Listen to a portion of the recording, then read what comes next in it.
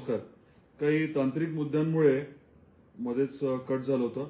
तर मी आपल्याला सांगत होतो की आज ऐतिहासिक निर्णय झालेला आहे आणि तो निर्णय असा आहे की आपल्या जिल्ह्यातील 3,57,000 शेतकऱ्यांपर्यंत जो पीक विमा पोचला नव्हता, नुकसान भरपाई मिळाली नव्हती, ती आता पीक विमा कंपनीला पुढच्या 6 आठवड्यामध्ये द्यावी लागेल.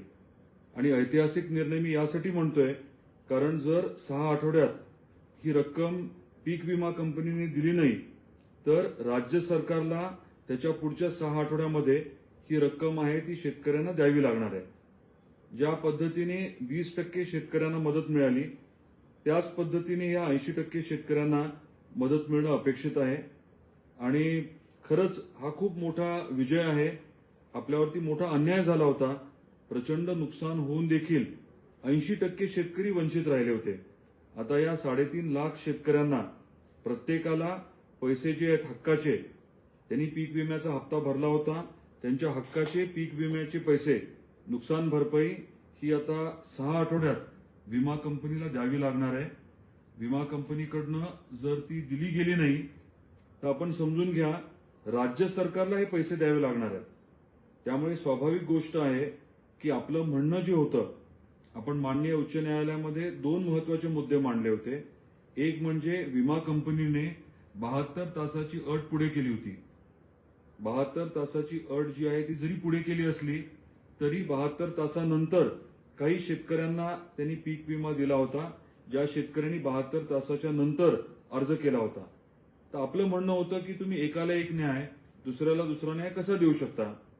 आणि आपला दुसरा मुद्दा होता की राज्य सरकारची जबाबदारी आहे, कारण त्यांनी अनुदान दिलं होतं या सर्व शेतकऱ्यांना.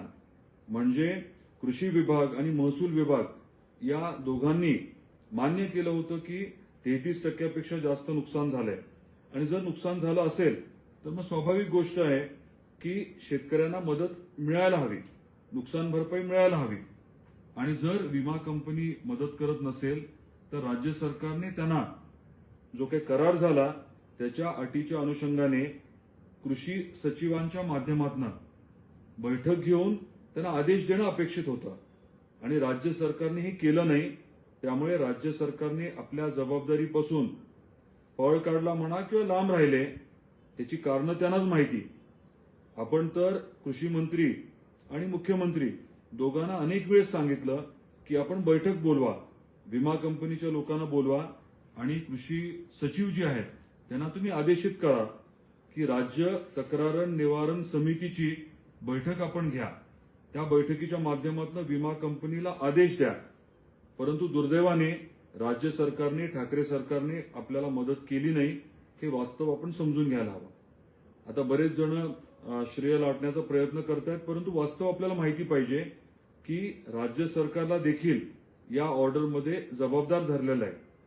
पीक विमा कंपनी तर आहेच जबाबदार, परंतु त्यांच्याकडनं योग्य काम नियमानुसार करून न घेतल्याबद्दल खरं तर राज्य सरकारची जबाबदारी देखील या ऑर्डरमधनं आपल्याला समजते. मला 2 अजून विषय मांडायचे. हा खूप मोठा विजय नक्कीच आपल्यासाठी आहे, परंतु राज्य सरकारला आपल्या माध्यमातून मला सांगायचंय की ही जी रक्कम आहे ही पीक विमा कंपनीला आपण द्यायला लावा 6 आठवड्यात. तुम्ही करू शकता. राज्य सरकारने जर मनावरती घेतलं तर हे पैसे 6 आठवड्याच्या आत आपल्याला मिळतील. परंतु ह्याच्यामध्ये एक दुसरा धोका आहे. धोका असा आहे की कदाचित विमा कंपनी सर्वोच्च न्यायालयामध्ये जाण्याचा विचार करेल, रिव्ह्यू पिटिशन फाईल करेल. राज्य सरकारने या बाबतीमध्ये खबरदारी घ्यावी लागेल, ठोस ठाम भूमिका घ्यावी लागेल. ठीक आहे, तर राज्य सरकारने नाही केलं तर मग आपण आहोत, सुप्रीम कोर्टात जाऊ, तिथे लढू, आपली न्याय बाजू मांडू आणि मला विश्वास आहे की तिथे आपण जिंकू. परंतु राज्य सरकारची काही जबाबदारी आहे त्याची मला आठवण करून द्यायची. श्रेय घ्या ना तुम्ही, परंतु आम्हाला खात्यावरती पैसे 6 आठवड्याच्या आत विमा कंपनीच्या माध्यमातून मिळवून द्या, हे मात्र मला आवर्जून इथे सांगायचंय. दुसरा मुद्दा आहे, राज्य सरकारने या निर्णयावरनं बोध घ्यावा. 2021च्या खरीपाचे पैसे देखील खूप कमी आलेत. 50% अजून यायचे. म्हणजे मला हेक्टरी जर 12,000 मिळाले असतील तर अजून एक 12,000 मिळायचे. आणि काही लोक वंचित राहिलेत, जे 72 तासामध्ये अर्ज करू शकले नाहीत वगैरे. तर आजच्या या निर्णयामुळे स्वाभाविक गोष्ट आहे की सर्व शेतकरी ज्यांनी विम्याची रक्कम भरली आहे त्यांना योग्य न्याय मिळवून देण्याची जबाबदारी ही राज्य सरकारची देखील आहे. यातनं बोध घेऊन 2021चे उरलेले पैसे आणि वंचित शेतकरी त्यांना देखील न्याय मिळवून द्यावा अशी विनंती आणि आग्रही मागणी मी आपल्या माध्यमातून राज्य सरकारला करतोय. जे सत्ताधारी लोकप्रतिनिधी आहेत त्यांनाही मला आवर्जून सांगायचंय, श्रेयवादामध्ये तुम्ही पडू नका, पूर्ण श्रेय तुम्ही घ्या, पण माझी विनंती आणि आग्रहाची मागणी हीच आहे की तातडीने पैसे आमच्या शेतकऱ्यांच्या खात्यावरती जमा करा. आणि तुम्ही जर जमा नाही केले तर स्वाभाविकच आहे सर्वोच्च न्यायालयातही आम्ही लढू, 2021च्या बाबतीतही लढू. आणि न्याय मागणी आमची असल्यामुळे या न्याय मागणीमुळे आम्हाला निश्चितपणे दोन्हीकडे यश मिळेल. पण तशी वेळ आणू नका. तुम्हाला खरंच शेतकऱ्यांच्या बाबतीमध्ये कळवळा असेल, थोडाही असेल, तर मग विमा कंपनीला पाठीशी न घालता विमा कंपनीच्या माध्यमातून तातडीने नुकसान भरपाई शेतकऱ्यांच्या खात्यावरती जमा करून देण्यासाठी सहकार्य करा. ही माझी आपल्या माध्यमातून विरोधकांना, आता जे सत्ताधारी आहेत त्यांना माझी विनंती राहणार आहे. पूर्ण श्रेय आपण घ्या, काही हरकत नाही.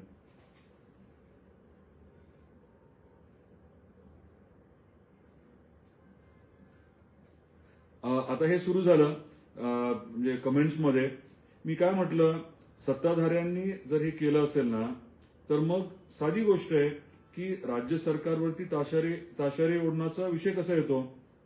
मग आता सत्ताधाऱ्यांना असं म्हणायचंय का की ते ज्या सरकारच्या पक्षाचे भाग आहेत ते चुकलेले आहेत, मग तसं त्यांनी मान्य करावं. आपल्याला दोन्हीकडनं नाही बोलता येणार. सरकारने चूक केली आणि आम्ही सरकारचे भाग आहोत असं नाही म्हणता येणार. सत्ताधारी लोकप्रतिनिधींची जबाबदारी खूप सोपी होती. त्यांना फक्त बैठक लावून घ्यायची होती. ती बैठक त्यांनी लावली नाही, राज्य सरकारने मदत केली नाही, सहकार्य केलं नाही, म्हणून खरं तर कोर्टात जावं लागलं. ह्याच्यात मला खरं तर नाही पडायचं. मला माझी आपल्या सर्वांच्या समोर मांडणी एवढीच आहे की ऐतिहासिक असा निर्णय आपल्याला आज प्राप्त झालेला आहे, न्याय मिळालेला आहे. हे न्याय मिळवून देण्यासाठी आपले याचिकाकर्ते प्रशांत लोमटे आणि राजकुमार पाटील यांचे मी मनापासून आभार व्यक्त करतो. आणि आपले ज्येष्ठ विधिज्ञ ऍडव्होकेट वसंतरावजी साळुंके साहेब, जे आपल्याला कल्पना आहे की महाराष्ट्र आणि गोवा बार काउन्सिलचे अध्यक्ष देखील आहेत, ते आणि ऍडव्होकेट राजदीप राऊत आपले वाटोड्याचेच आहेत. या दोघांनी अतिशय सक्षमपणे आपली बाजू मांडली आणि मोठं यश आपल्याला मिळवून दिलंय. अंदाज असा आहे की ही रक्कम जी आहे ती अगदी 400-500 कोटीच्या वरही जाईल.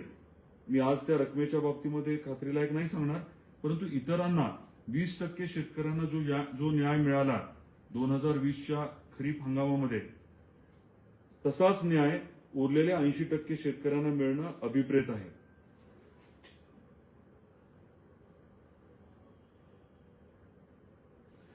मी कमेंट्स काही बघतोय, पण मला वाटतं कमेंट्सवरती जास्त न बोलता महत्वाचा मुद्दा जो आहे तो लवकरात लवकर हे पैसे मिळवून घेणं.